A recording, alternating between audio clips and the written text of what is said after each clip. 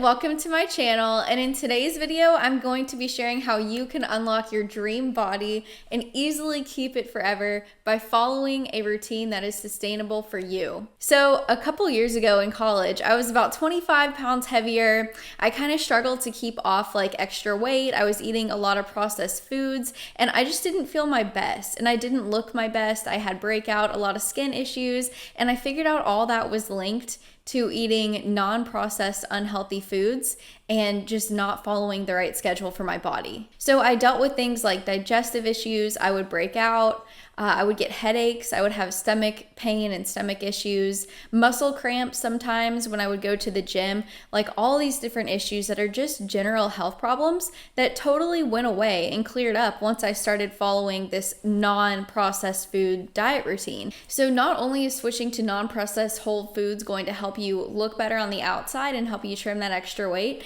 but it's going to help you feel your best and be your healthiest and feel great on the inside too. And a lot of people have reported that when they stopped eating processed unhealthy foods, all these issues started clearing up for them, like skin issues, gut issues, etc. So I think the key is finding a sustainable routine that works for you and feels good for your body and feels easy for you to sustain. And this is kind of something that you can play around with over time. And once you figure out what works for you, you stick to that routine and you don't break it. So for me, I started going to the gym more in college, and I figured out that going to the gym 3 times a week is what feels sustainable for me. If I try to go any more, like 5 times a week or every day, I just feel burnt out and I don't like going to the gym that often. So I personally would rather do a long workout 3 times a week than doing like a short workout every day. But you might be opposite. I know some people who prefer going every day because it keeps them consistent, but it's about finding what works for your body and also feels good for you. So to share more about my gym routine, I go 3 times a week and I do 30 minutes of cardio. So I run on the treadmill for 30 minutes, 30 to 35, and then I do about 30 to 45 minutes of weights. And this includes like yoga, ab workout videos, arm workout videos, dumbbells, weight machines around the gym. Sometimes the Stairmaster, I'll change it up. But I like to follow a plan where I do about 10 minutes of leg workouts, about 10 minutes of ab workouts, and about 10 minutes of arm workouts. So I'm switching muscle groups and trying to target the whole body. And the reason why going to the gym and building muscle and working different parts of your body is so important is because muscle actually helps to keep the fat off. So your muscle is actually burning fat and consuming calories in your downtime while you're not active. And so that's why it's so important to maintain muscle in your body. So if you were trying to run off all the extra calories and all you were doing was these long distance running exercises or only running on the treadmill and you weren't building much muscle, those cardio intensive, heavy intensive workouts can actually burn off muscle if you haven't eaten enough before. And it would kind of feel like just being a hamster on a wheel. Like you're always having to burn it off. You're always trying to burn off as much as you consume. Whereas if you build muscle, muscle will help keep your calories off and keep your body in shape while you're inactive. So it's about long-term process, and it will be easier and more sustainable for you than just looking at it as I need to burn off this many calories today. So that's why it's important to build your muscles and keep your muscles healthy and train them every time you go to the gym, and make sure you're alternating and hitting all parts of your body, legs, ab, arms, full body, and switching it up and keeping those muscles in good shape. Another thing that will really help you maintain muscle is eating higher protein in your diet, higher amounts of protein. And so you should be getting around 3 to 4 servings of protein a day if you're looking to put on muscle. So I eat Greek yogurt in the morning for breakfast. That's about 15 grams of protein. Then I'll have about 30 grams of chicken in my lunch.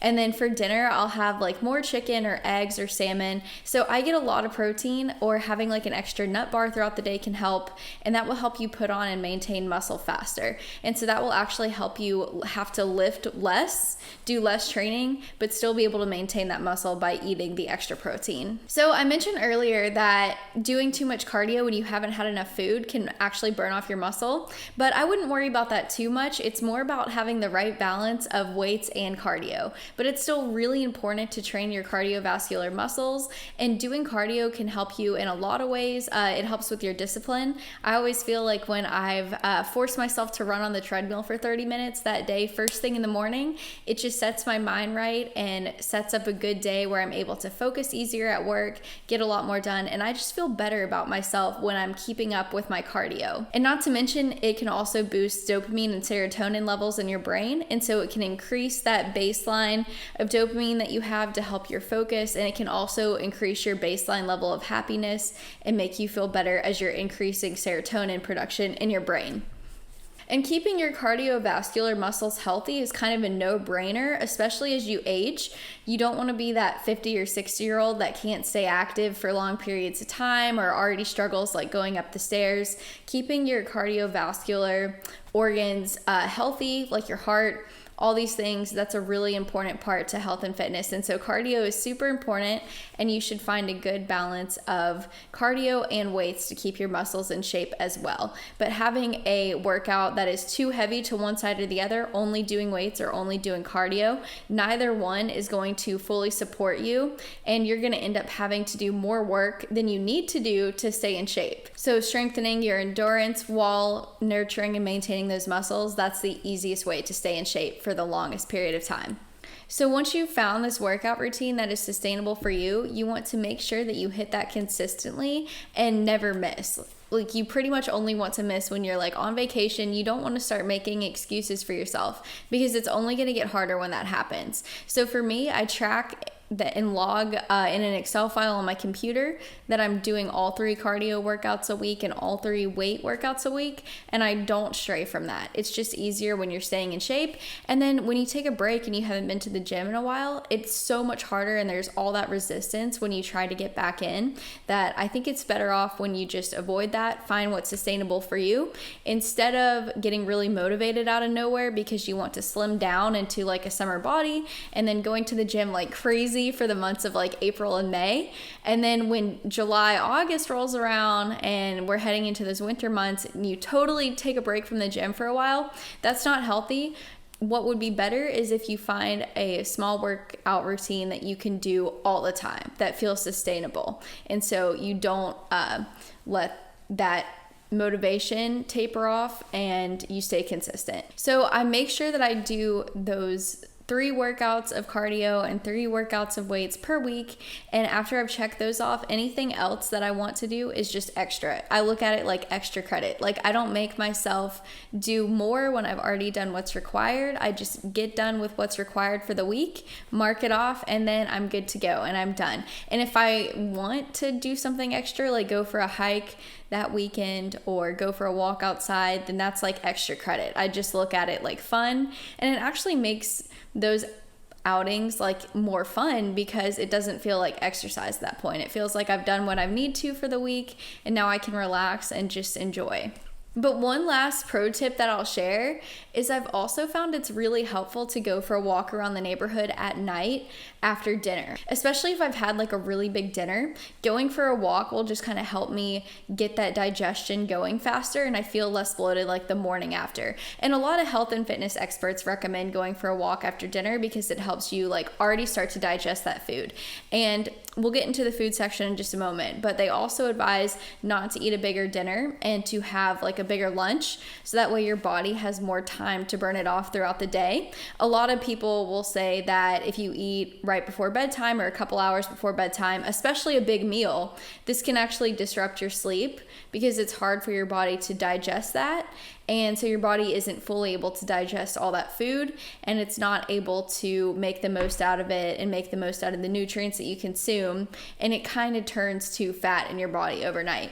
So you want to avoid eating like right before bedtime, and you want to make sure you have enough time to digest the big meals. So I like to do a big lunch and then keep dinner kind of small and just do like a soup or maybe a really light wrap, a chicken wrap, maybe some eggs, something light that would be easy for me to digest. And I normally have it around, I think 6 or 7 p.m. and then I don't go to bed till like 11 or 12. And so I feel like that's enough time for it to like fully burn off and not disrupt my sleep. All right, so now to talk about my food routine. So there's a bunch of different diet plans that are great out there. There's like keto, which is basically where you eat more protein and less fat. And so your body doesn't have, or so your body burns off the fat reserves you already have instead of burning like any fat that you eat or sugars or things like that. And there's also paleo, and this is what I do and what I would recommend. It's eating only whole foods, no processed foods. And so things like meat, vegetables, fruits, it's sticking to like a diet that, ancient humans would basically follow. So nothing processed. But there's a bunch of different great diets out there. And what matters is finding one that feels comfortable and sustainable to you and then sticking to that plan. And so kind of playing around with like different diets, different balances, and figuring out like what feels good to your body is the only way to make it long-term sustainable. Because I know a bunch of people who have tried to go on these fad diets, like they'll try keto for a couple months, but they don't really like it. It doesn't really sit well with them. Or they'll try one of those specific like trendy ones that people are selling online, and they stick to it for a while and it helps them lose weight for a while. But then they don't sustain it. They don't maintain it because it doesn't feel good for them long term. So what's important is playing around with different things until you find what works for you and what you love. And you're like, hey, I could eat this every day, or I could follow this diet forever. So for me, I found that was the case with like the paleo diet, because I have like a lot of salmon, a lot of chicken, a lot of meats, eggs, that sort of thing. And then I also like sweet potatoes, vegetables, and I love fruit. Like fruit keeps me going. I love how like sweet and fresh it tastes. And so I found that that's what works best for me. Okay, but there are a couple rules of thumb that you have to follow, especially if you're trying to lose weight, no matter what kind of diet you do. So one is that if you're trying to lose a lot of weight, you have to either be in a calorie deficit or in ketosis to actually burn off the weight. There's a lot of diets and gimmicks out there that are like selling supplements that you can take to like lower your appetite, or all these weird like, oh, do intermittent fasting, but then people kind of will intermittent fast for 12 hours a day and then they'll eat a bunch of junk food at night. Like there's all these gimmicks that try to get around the problem or look for like little loopholes and ways out of it. I personally don't think any of those work. I think that's all really gimmicky, and the best way to lose weight and stay in shape is to either be in ketosis, where your body's burning off your fat because you eat mostly protein, or just be in a calorie deficit. And that's only for weight loss. That's not for sustaining like a healthy weight zone. Okay, so the next rule of thumb, regardless if you're following a weight loss diet or you just want to maintain a healthy weight, is you have to eat mostly non-processed whole foods. So about 80 to 90% of all the food you eat throughout the day should be non-processed whole foods. And what I mean by whole food is that it has one ingredient. So raspberries, banana, steak, eggs, chicken, all these things have one ingredient. There's no additives, there's no chemicals, there's no preservatives. And this can be a little tricky because a lot of people will confuse like foods or restaurants that claim to be healthy, but they're really loaded with like processed oils, added sugars, salad dressings, things like this. So there's some like trendy restaurants that claim to be healthy, but they cook all of their like vegetables in really thick oil, and they have dishes like hummus and stuff that has a bunch of additives in it. And so even though it sounds healthy because it is like vegetables and meat and stuff, like unfortunately restaurants just load their food with oils, butters, sugars, additives, so on and so forth, modified starches, which are terrible for you. And the reason why this is so important is because those additives like vegetable oils, modified starches, they're really silent killers because they don't look like a lot of food that's been added. It looks and feels like you're eating a healthy portion for like a meal, but because of all the additives in the oils, things that are high in calorie but low in content, it's really like almost doubling the caloric intake for that meal, even though you're not having that much more food. So you don't feel as full, you still feel hungry after eating these things, and not to mention the oil can spike your blood sugar, and so then you have like a blood sugar crash. Whereas if you're eating a clean, non-processed meal that you made at home with no additives, and it's just that healthy and filling food, you can eat a lot, but you still feel great after, and you don't feel bloated, and you don't have that crash because there's no like oil or carbohydrates to spike and crash your blood sugar. So to put it in perspective, like a bag of potato chips is like 200 calories, whereas a whole potato is like 100. And so which one is bigger? The bag of chips that you could crush up and make into like powder basically, or eating like an entire potato? Like a potato is so big and filling, it's going to keep you full longer, whereas those chips are going to satisfy you for like 30 minutes, and then your blood sugar will spike and you'll be back wanting more very soon. It's like empty calories essentially. And so there's a lot of foods that are labeled as healthy at the grocery store, and they're really not. Like hummus is a big one. Those pre-made hummus, pre-made guacs, things like that, dips. Even though you think like, oh, the base ingredient is chickpeas, or the base ingredient is avocado, the base ingredient is tomato, it must be pretty healthy. Well, because of all the added chemicals and preservatives, starches, oils, etc. that's in that stuff, really it's kind of junk.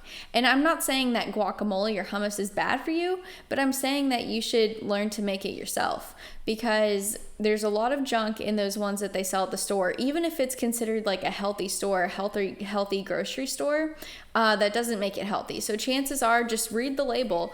If you're shopping at the grocery store and you think something could be healthy, just take a look at the label, look at all the additives and preservatives in it, and then try to make it yourself. It will feel much better. Because if you make something like guacamole yourself and you put in like avocado and tomato and onion, garlic, and whatever else you want to put in there, that is so healthy for you. That's a lot of whole foods. That's a nutrient-rich meal. And you don't have to worry about any of the junk, any of the hidden secret calories that are packed in there. So I know a lot of people, and this was me too a couple years ago when I was making this transition to mostly whole foods. It felt easy to do that for lunch because I could just follow a simple meal prep routine and get healthy, non-processed lunches. But then it's like, what do you do for snacks? So I had to learn to switch away from things like chips or pretzels and start having nuts, apples, bananas, yogurt.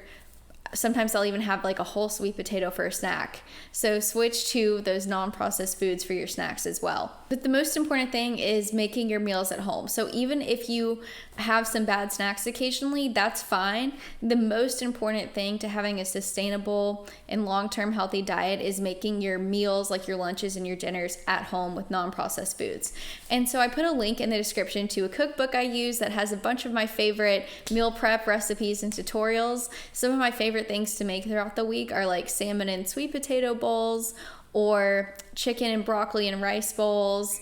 I'll even do like whole wheat chicken wraps. There's a bunch of different great nutrient-packed recipes in there, so give that a look. And one last thing I'll mention about foods that you should avoid. So dairy can be a big silent killer for a lot of people. I recently found out I was lactose intolerant, and I had no idea. Like, I was just fully eating dairy before, and it would cause me to like break out and have digestive issues, and I didn't know what was causing it. But dairy is not a terrible thing, especially not like whole food cheeses. Like, there's a lot of nutritional value, and especially things like Greek yogurt, feta cheese, like you can get benefits from having dairy. It's more important that you pick the healthy choices like Greek yogurt, kefir, things that have a lot of nutritional value, and then stay away from junky cheese like queso at the Mexican restaurant, unfortunately, or like the yellow string cheese. You want to stay away. Again, just look at the label, look at the additives, see what's in there, and if there's a bunch of chemical names on the back on the label, it's probably bad.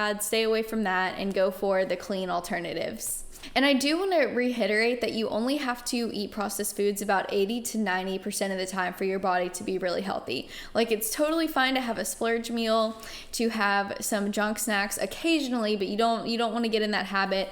Or like, for example, I have an ice cream treat every night, and that is my like balance. That's what makes it feel sustainable for me.